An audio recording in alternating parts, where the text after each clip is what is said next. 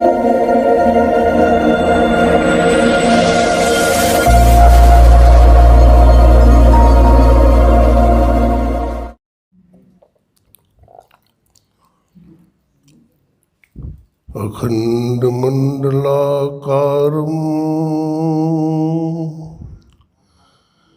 व्याप्तमेन चराचरं तत्पदं दर्शितं येन तस्मै श्री गुरुवे नमः। ध्यानमूलं गुरुर्मूर्ति पूजामूलं गुरुपदं मन्त्रमूलं गुरुर्वाक्यं मोक्षमूलं गुरुकृपा मोक्षमूलं गुरुकृपा। अपने मन वाणी को निर्मल बनाने के लिए एक बार पूरी श्रद्धा और विश्वास के साथ गुरुदेव का जय घोष करें ताकि हम लोगों का बिखरा हुआ मन एकाग्र हो सके। बोलिए प्रेम से श्री सद्गुरु महाराज की।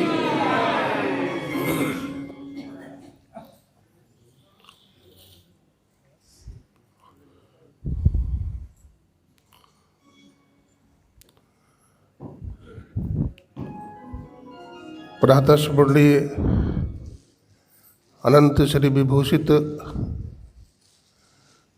20वीं सदी के जाज्वल्यमान प्रचंड मार्तंड संत सद्गुरु महर्षि मही परम जी महाराज के त्रैलोक पावन पाद पद्मों में कोटि कोटि दंडवत। गुरुदेव के मस्तिष्क स्वरूप ब्रह्मलीन पूज्यपाद महर्षि संत सभी परम जी महाराज, उनके हृदय स्वरूप पूज्यपाद ब्रह्मलीन महर्षि शाही स्वामी जी महाराज, संतपद के वर्तमान आचार्य महर्षि हरनंदन परम जी महाराज तथा नेपाल के ही हमारे दिव्य महापुरुष पूज्यपाद दल बहादुर दास जी महाराज के चरणों में हम नमन करते हैं, प्रणाम करते हैं। सत्संग प्रेमी सज्जनों, भक्तिमती माताओं, बहनों, आज के मंच का संचालन करते हुए हमारे नेपाल राष्ट्र के परम सम्मानित विद्वान श्रद्धेय श्री वीरेंद्र बाबू, यहाँ के अध्यक्ष महोदय, समस्त पदाधिकारीगण तथा हमारे कुंदन बाबू, मैं आप सबों का हार्दिक अभिनंदन करता हूँ, नमन करता हूँ, सबको प्रणाम करता हूँ। बहुत देर से आप लोग सत्संग सुन रहे हैं। सत्संग सुनने के पहले अपनी रचना, अपनी वाणी को पवित्र करने के लिए 2 मिनट भगवान नाम संकीर्तन हम आगे आगे बोलेंगे, आप लोग पीछे पीछे बोलेंगे ताकि आपका आलस समाप्त हो सके।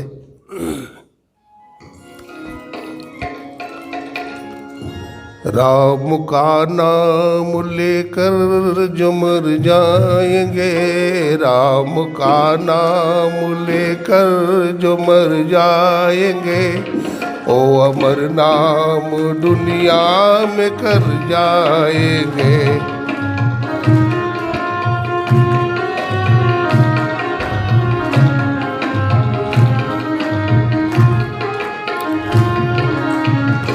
राम का नाम लेकर जो मर जाएंगे, राम का नाम लेकर जो, ओ अमर नाम दुनिया में कर जाएंगे, ओ अमर नाम दुनिया में।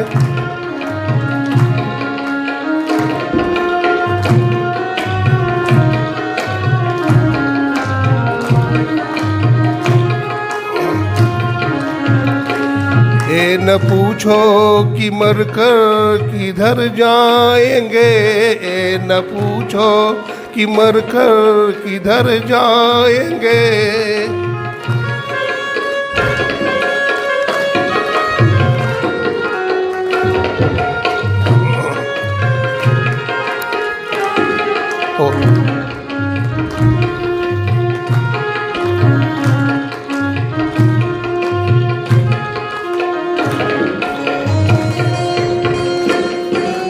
मर जाएंगे राम का नाम लेकर जो मर जाएंगे, ओ अमर नाम दुनिया में कर जाएंगे, ओ अमर नाम दुनिया में कर जाएंगे।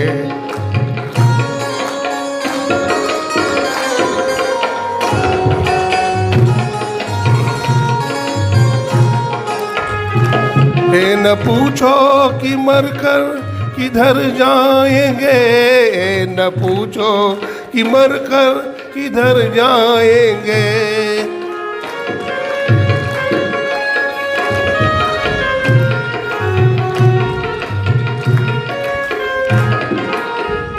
ओ जिधर भेज देंगे उधर जाएंगे, ओ जिधर भेज देंगे उधर जाएंगे।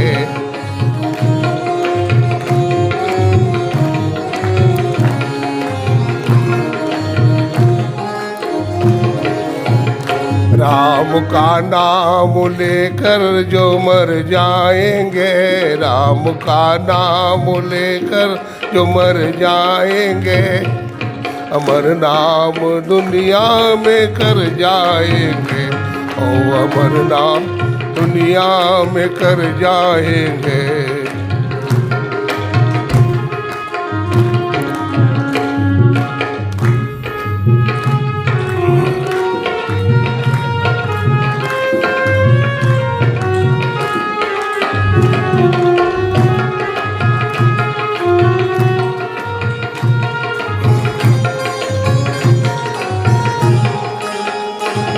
टूट जाए न माला हरि नाम की, टूट जाए न माला गुरु नाम की, टूट जाए, टूट जाए न माला हरि नाम की, टूट जाए न माला गुरु नाम की।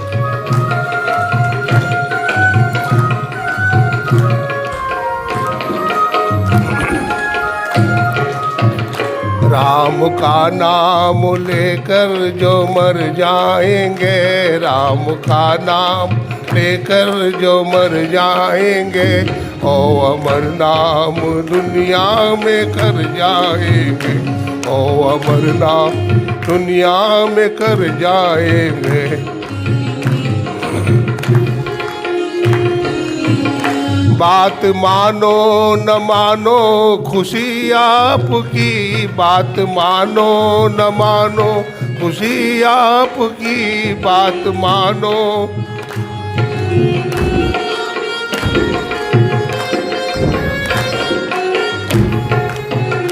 बात मानो न मानो खुशी आपकी, बात मानो न मानो खुशी आपकी।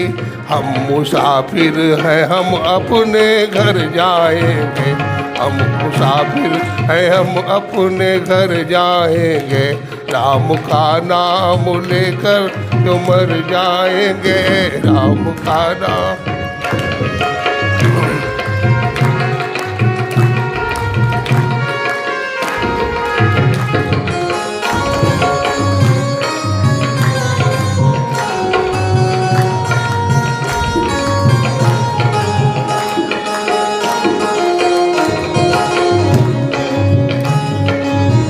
नाम लेकर जो मर जाएंगे। श्री सद्गुरु महाराज की बहुत बहुत धन्यवाद।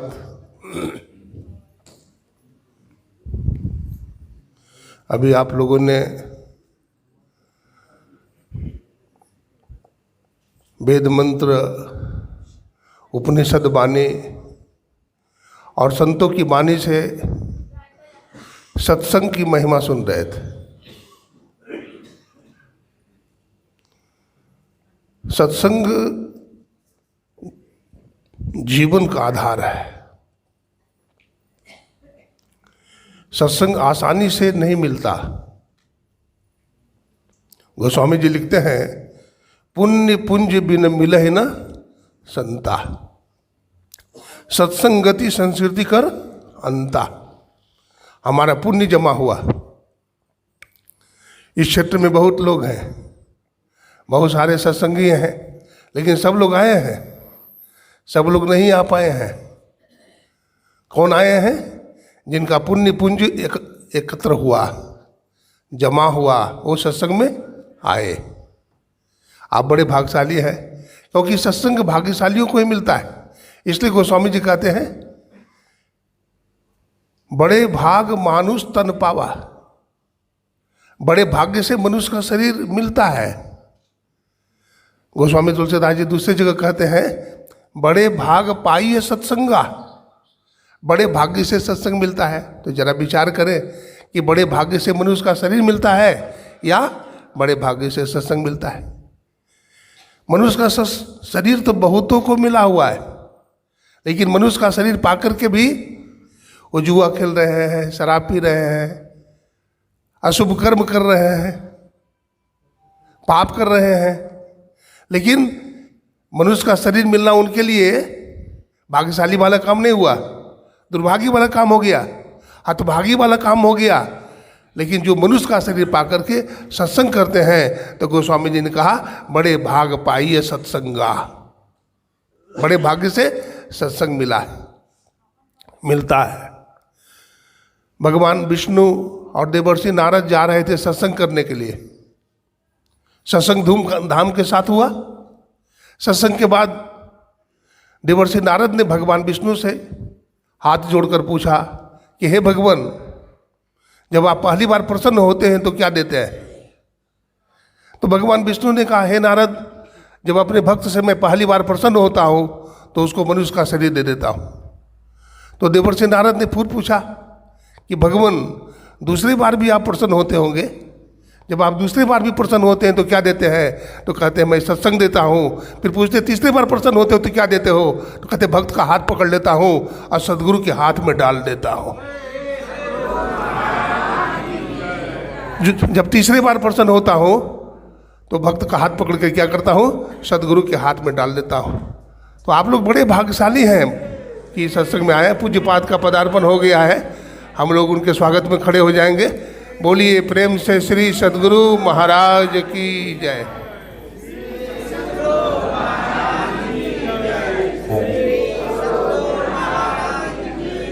गुरुदेव शरणागतं गुरुदेव स्वागतं शरणागतं गुरुदेव स्वागतं गुरुदेव शरणागतं